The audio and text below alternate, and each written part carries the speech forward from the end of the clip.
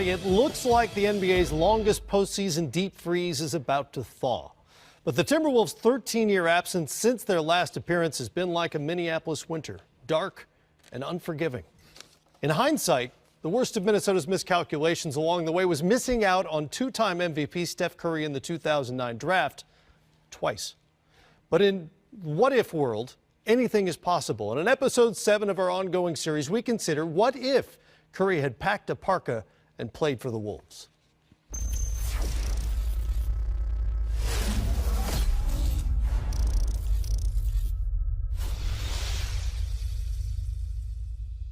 We got one more thing for you. We're doing this thing, a series called What If. It's basically, this thing happened, but what if it didn't happen? So for you it is, what if Minnesota had taken you? Pick before. Ooh. Curry into the lane. Curry scores. It counts. And the foul. And that is 14,000 for his career. And it's interesting that this team, the Timberwolves, passed up on Curry a couple of times in his draft. In the 2009 NBA draft, the Timberwolves had both the 5th and 6th picks. It was a chance for new general manager David Kahn to make his mark on a Minnesota team that hadn't reached the playoffs in 5 years.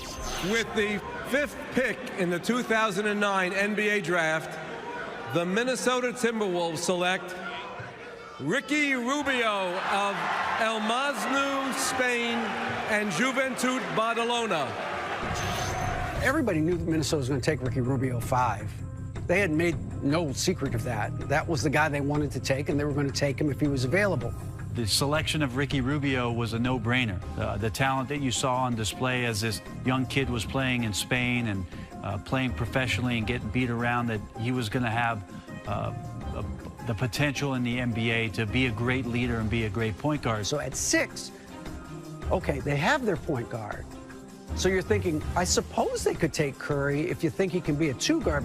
So nobody thought they would take another point guard at 6. With the 6th pick in the 2009 NBA draft, the Minnesota Timberwolves select Johnny Flynn from Syracuse University.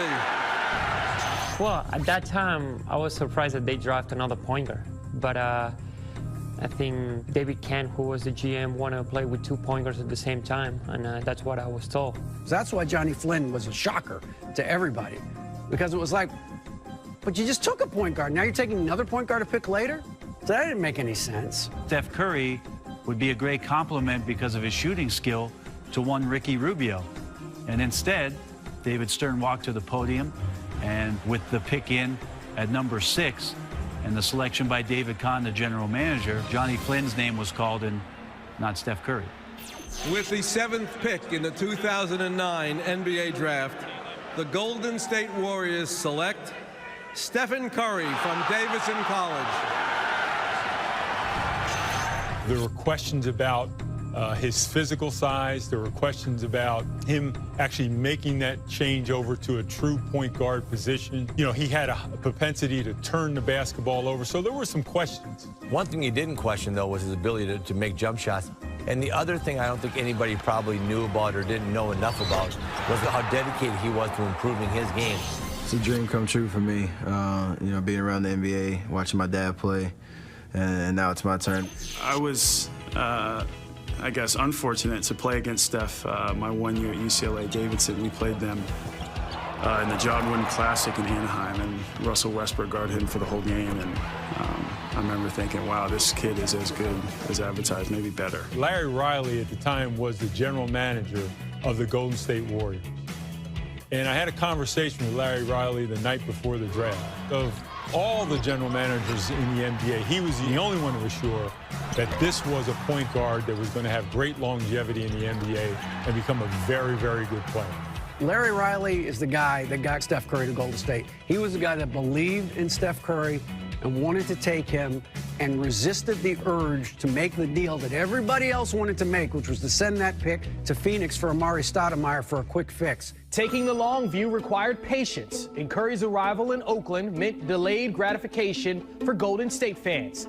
Steph missed 66 games over his first 3 seasons, during which the Dubs were a combined 60 games under 500.